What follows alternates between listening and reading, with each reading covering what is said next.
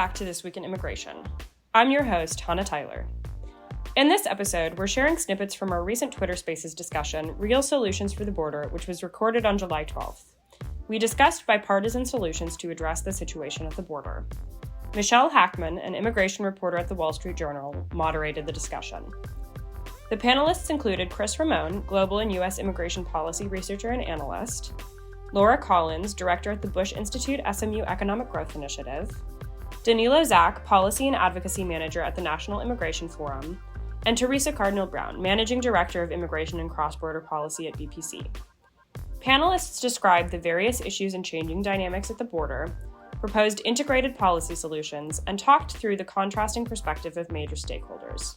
A great episode to come, so stick around.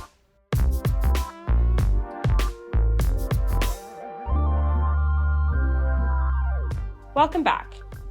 We'll get started by sharing a clip from Teresa Cardinal-Brown, in which she provides an overview of changing migrant demographics at the border and discusses where the current system at the border falls short in addressing those changing demographics. Over the last several years, as we've looked at this issue and talked to a lot of folks, Republicans and Democrats and people at the border and people with expertise, a couple of things are really obvious. One is that the people coming to the border now represent a very different population than what we have historically seen at the border, right? Mm-hmm. So not just in terms of nationality, right? So for much of the time that we've been doing border enforcement, it's been Mexicans. 90+% of everybody that was apprehended or encountered at the border was a Mexican national. And of course, we could return them quickly to Mexico if they didn't qualify to stay in the United States. Most of them didn't want to seek asylum. They were just coming to work. Since, the mid-2010s, we've seen a very big shift. First, starting with unaccompanied children and Central Americans, and now whole families from all around the world. And many, many, many, many more of them, in most cases, the majority of them, are actually turning themselves in and looking for asylum, looking for some sort of protection. Now, not all of them qualify under our legal requirements for protection, but under our laws, they're all entitled to ask for it. And so the system that we built at the border to prevent, what we call economic migrants or others from entering, to deter them from making that journey and returning them back across the border, just has proven incapable of managing this new group of arrivals. And there's a lot of reasons for that. But I think one of the basic reasons is that our asylum system at the border was designed to be a small exception to the generalized rule of expedited removal, in which we would send people back very quickly. And now that exception has become the rule, and our systems just have not kept pace with that. And so one of the main things that we need to think about is, one, that our infrastructure wasn't built for this group of population. We've seen that as we've seen overcrowding at Border Patrol stations and, the creation of these temporary facilities. But also our processes really weren't designed for that, because what we're doing now when they are letting people apply for asylum is processing them into an ever-growing backlog. The other thing, and you hear this a lot from the Border Patrol itself, is that they say, we didn't sign up to babysit kids and families, right? We signed up to stop bad guys. And so they feel like they're not doing their mission, and that having to deal with all of these people turning themselves in seeking asylum is actually detracting them from what they believe is their primary mission, which is going after the bad guys. And in some cases, they see it as a purposeful ploy by some of the smuggling organizations to detract them so they can sneak other things across the border. That they do it in different spaces at the border, right? Right. You send the asylum seekers here. And then you go get your other stuff over there. So I think that what we're witnessing is that change in population means that we need to kind of separate out how we address these things differently. That continuing to try to treat asylum seekers as strictly a law enforcement challenge is not really working. It's not deterring them from coming. As a matter of fact, as we saw in San Antonio, it just means they're trying now to avoid people and taking more dangerous ways to do it. So what I have argued for is to get Border Patrol back to patrolling the border and enforcing the law enforcement. We need to kind of move this asylum seeking group into a reformed but separate migration management process. As Teresa mentions in her overview, traditionally, Mexican nationals were the predominant demographic arriving at the border. Shifting demographics have made children and families a much more common sight at the border. In response to these changing demographics, a new system is needed. A separate migration system for asylum seekers would make border management more effective. Next, we'll hear from Laura Collins and Chris Ramon as to why this is. One of the things I think that's so interesting about solutions on the border is that we have this conversation like it's one size fits all. And what Teresa's talking about, and what I think all of us on this conversation have talked about, is if you have a problem that you need a solution to, you have to tailor what it is that you want that will actually fix that problem, right? So if you're trying to stop drugs from coming across the border, you have to focus your resources at land ports of entry. You have to think about how you're going to adequately care for families and children if you're talking about asylum seekers. And then you do have to use, as Teresa said, those law enforcement resources towards actual law enforcement issues. And so, we like to talk about this in terms of a toolkit. What are the tools that you have in the toolkit, and how do you deploy each of them?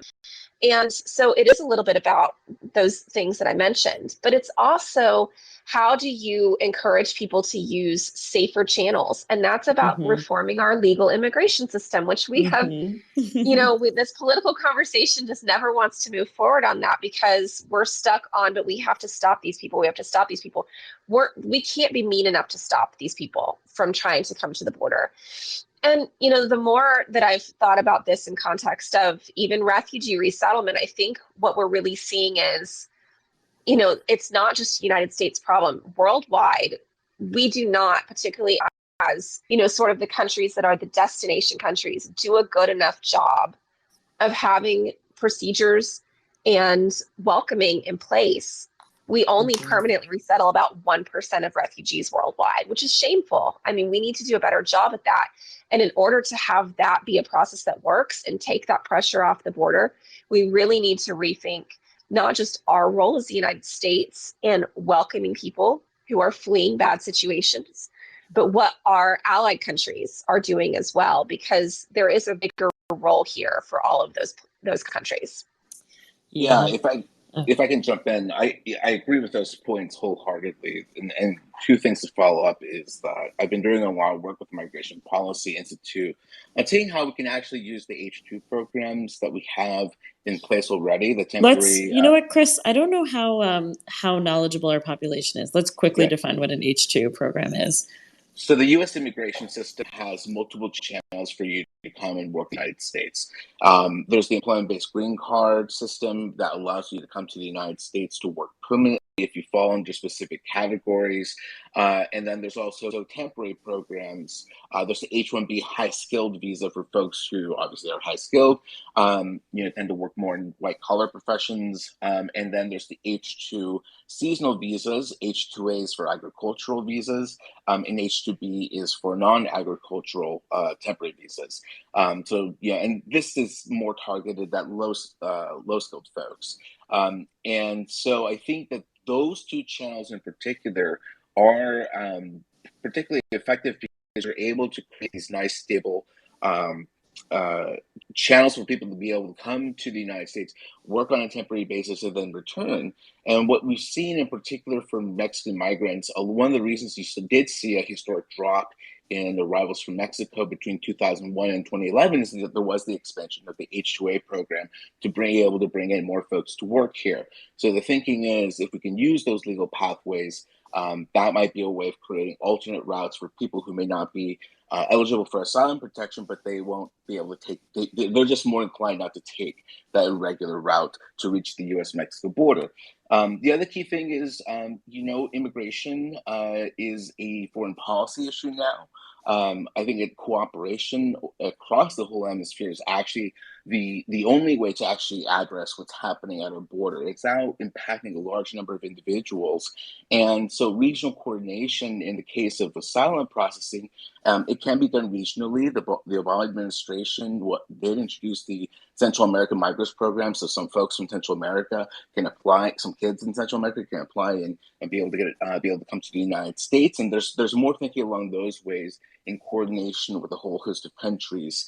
And I think I'll be able to talk more about the LA Declaration and later on in this conversation. But I think that's an opening thoughts for me. Defining the problem at the border is difficult, as Michelle Hackman points out. She asks whether the problem could be defined as one of numbers. In this clip, we'll hear from Teresa and Chris, who explain the problem and the mismatch with existing immigration policies. I think Daniela's point about resources is an important one. You can't just try a pilot at one part and say, oh, look, it works, it's great. This is a very large problem that has been now going on for almost a decade. So the idea that we're going to go back to some pre-existing past somehow magically is just, we need to take that off the table. It is where it is. This is the new normal. Let's deal with it as it is. And so we need to resource it appropriately. If resourced appropriately and people are processed appropriately, then you would see the disorderly arrivals, the chaos at the border slow down. But it's not a switch. You're not going to flip a switch and suddenly it's all going to be better. And I think that's a practical thing I think the public, one, needs to understand, and everybody needs to have a little patience with. The second thing is that, channeling people into more orderly places and a more orderly flow will create a more orderly border, right? That's what we're trying to do. And so Chris's ideas of, can we create more legal visas for those who are just coming to work? What Laura said about expanding our refugee processing so people don't have to come all the way to the border to try to claim asylum, that we have the ability to resettle them there. The other part of this is working with other countries in the region. Why does everybody come to the United States? Because that's where everybody wants to be, but they don't have to, right? If they're really seeking protection, can we create other countries, other spaces in the region that can offer that protection for them without them having to come to the United States? All of these work together. It's not a single magical thing that if we just do X, this is going to work. It has to be a systemic change, and every part of it has to be included. One thing to consider really quickly is that in the history of immigration policy proposals, and Teresa obviously knows this a lot better than I do, the proposals that we're outlining didn't really start emerging coherently until 2019 in response to the migration events we saw back then. So we're actually in kind of an exciting new period where we're looking at the past, saying we just don't need to use deterrence. Let's use and think through some alternate ways of trying to manage the border. So I think when you think about these policies and their impact, we're actually kind of really exploring new ground that's incredibly exciting, and at the same time requires us to really think through the potential policy impacts. So I just wanted to add that point. Now that the panelists have defined some of the issues at the border, they next started to discuss solutions. In this clip, Laura discusses potential options, especially regarding refugees, and Chris speaks to a more functional refugee process.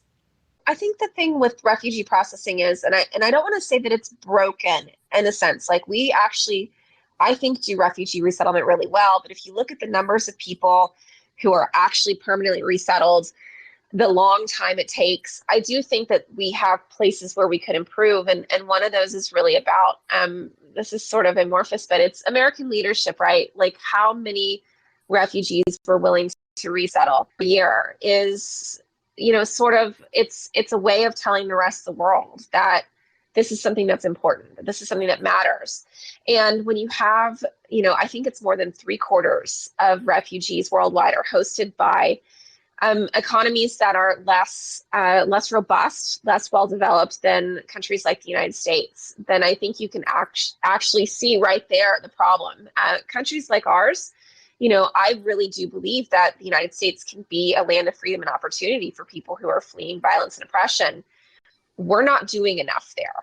And so when you look at horrific policies on asylum from the United Kingdom, where they're sending people to Rwanda instead of trying to take in asylum seekers, when you look at some of the policies of some European countries, they've been very welcoming to Ukrainians, but basically to no one else.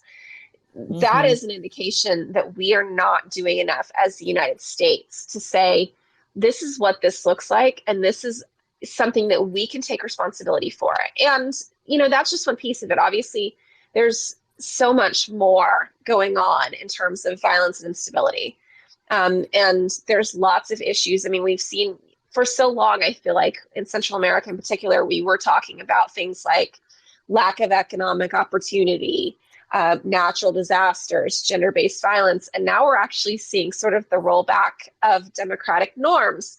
So we know that these political things, these upheavals are happening. We have to have a system built to accommodate for that.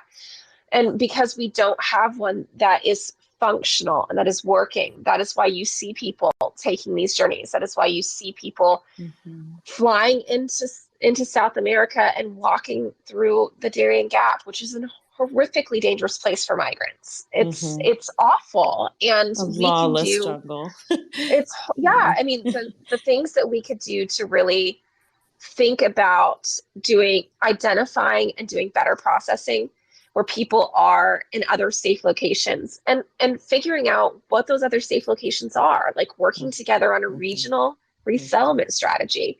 We are not the only country that can take people. How do we demonstrate leadership there is, I think, just one of the most important things we can do. And we really haven't done a good job of that in the last, I would say, 5 years. Well, first, I think that the key question is whether or not there are countries that would be fine having camps of displaced people in their territories. I think that is the geopolitical problem that we have to deal with, because there are some countries that may be more open to that than others, particularly what we've seen with the Venezuelan crisis. That's really been a large number of people leaving Venezuela due to democratic backsliding and under the current regime and the last regime and their economic policies, is that they have been able to go to surrounding countries and seeking protection. So there is precedent that you can host folks. It's just that figuring out how many individuals each country hosts, the levels of support they would receive from potentially UNHCR, for instance. So that's issue or key point number one.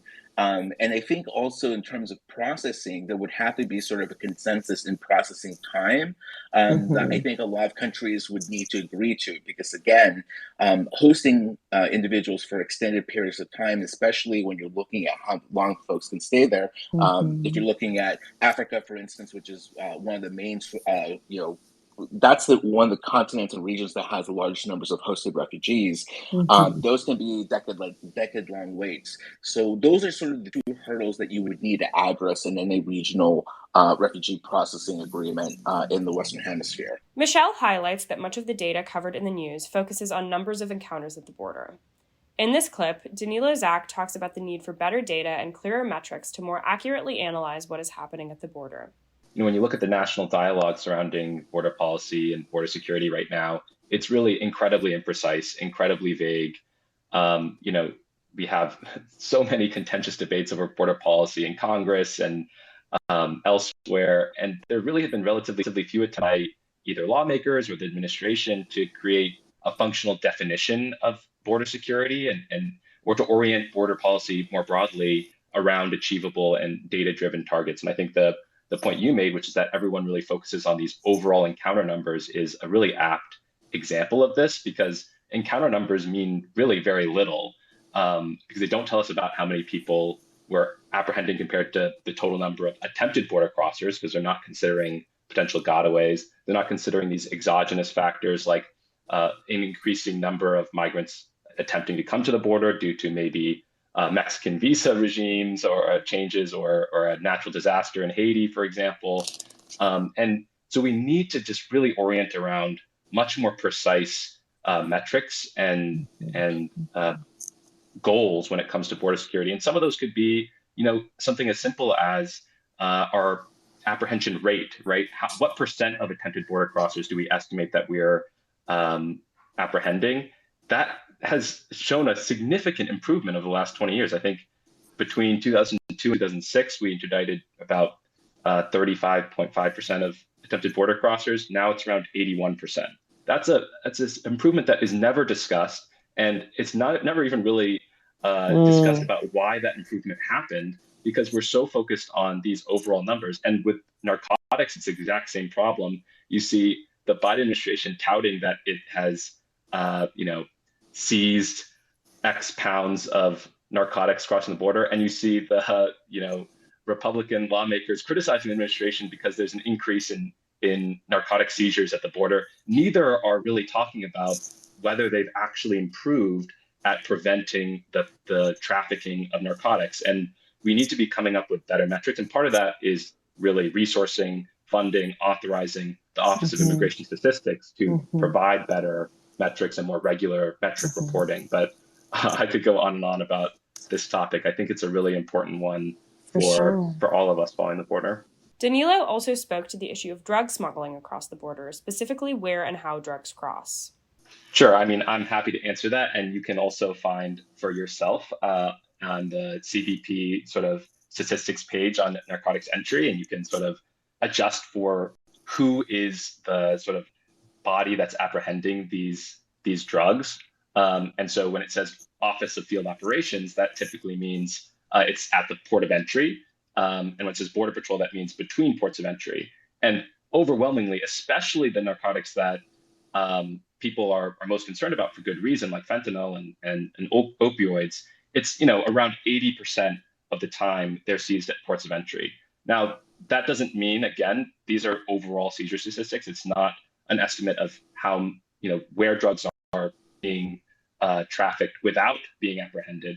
But it does give a good idea that for the most part, narcotics are being trafficked by legal, immigrants or U.S. citizens through ports of entry, and not like sort of on the backs of asylum seekers or irregular migrants between ports. And that should factor into how we address this problem as well. One of the key things that we've been looking at is that we actually screen a very small percentage of vehicles who cross between ports. And part of that is for good reason. We don't want to slow down traffic even more at some of these incredibly crucial sort of trading passageways. But we need to be doing a better job of screening vehicles for narcotics at ports of entry and bolstering and funding the Office of Field Operations rather than throwing all our money at Border Patrol, which does an important job. But you're not going to do much at stopping drugs when you are not really targeting your enforcement efforts at where they're crossing the border. In our next clip, we'll hear from Teresa on why drugs are typically smuggled through ports of entry. Then, we'll hear from Chris about how to expand the political conversation surrounding smuggling. Understanding that drug smuggling cartels are business organizations. They are illicit business organizations, but they are still business organizations. And so it's a cost ratio. So they can get more drugs, bulkier, like as in volume, if they are able to successfully get, say, a shipment in a car or in a truck in a commercial vehicle lane. They can get more dollar value of drugs through if they're successful than can be snuck across the border at any location between ports of entry, which usually requires to carry them, right? So it's just a volume, and it's also an odds game, right? As Danilo said, we don't necessarily screen every vehicle or everything at the border. And so the odds are higher that you might be able to get that bigger load through. So from an investment standpoint, even if we catch every third load at a port of entry, given that they're bigger, even if that is true versus getting getting 4 out of every 5 loads between ports of entry through, the volume is going to be larger at a port of entry. We're talking about drug flows or different irregular flows to the United States. What's rarely talked about is sort of the flow of guns and firearms into Mexico and the rest of Latin America, which is actually when I've done forums with Latin American experts on this issue, they're always saying we have the flow of firearms to the United States into Latin America, which is obviously problematic on a whole host of fronts with human security. So I think that when we're thinking about this issue, it's important to also take into account Latin American perspective on how do you address smuggling of firearms into the rest of the hemisphere. And that is a perspective that's largely overlooked. So it's important that we look at traffic of illicit items in both directions to really be able to have a far more effective human security, national security strategy. As we all know, complex problems require complex solutions. In our last clip, we'll hear from Teresa and Laura with some final thoughts on building sustainable and far-reaching immigration policy.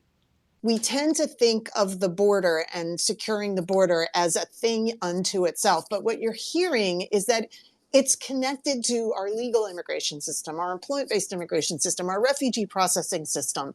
I mean, what Laura said about the backlogs is true, but we also have processing delays. You know, the TRACA, transactional clearinghouse. Access clearinghouse. Thank you. Just reported today that there's been a record number of lawsuits against the federal government because they're not able to process cases. And so we are losing green cards every year because USCIS is so backlogged in processing legal immigrant visa cases. Our consulate offices overseas are also backlogged. So we are now really at a place, if we talk about our border systems not working, our asylum system being overrun, our immigration court system being backlogged, now our legal immigration system really is also facing this. Every part of the system right now in the United States is kind of broken. And that's having corollary impacts because then people are just making their way to the border in any way they can. The other thing that I don't want to lose sight of here, because we're kind of wrapping around back to where we started, is that the only people benefiting from the way the system is not working right now, particularly at the border, are criminal enterprises. Smuggling organizations are criminal enterprises. They are paying drug cartels to facilitate the smuggling operations. And as we saw in San Antonio, they have really no vast consideration for the life or health of the people they are smuggling. But the people are voluntarily doing that. Everyone who got on that truck, as far as we can tell, voluntarily did so. That's the level of desperation. So by having all of these broken systems so there's not a better way for them, that's what they're defaulting to. Right. And so it is all related. You can't stop people from moving, right? You're not going to stop people from migrating. You can manage it, you can channel it, but you're not going to stop it. And so shifting that mindset and that political conversation is so important to this entire process because the political conversation is still, how do we stop? How do we stop? We're never going to be able to stop it. We've got to figure out how to manage it. And that's it for our show this week. Thank you for listening.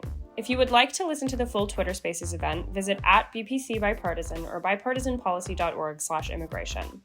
One last reminder to subscribe, rate, and review this podcast on Apple Podcasts, Stitcher, Spotify, or your favorite podcast platform, and share it with your friends and colleagues. I'm Hannah Tyler. This Week in Immigration was created and executive produced by Teresa Cardinal Brown. This week's episode was written by Marisol Hernandez, Colleen Putzel, Hannah Tyler, Teresa Cardinal Brown, and Hanadi Jordan. Ethan Plotkin produces and edits our show. The executive producer of BPC Podcasts is Lucy Manning. See you in 2 weeks.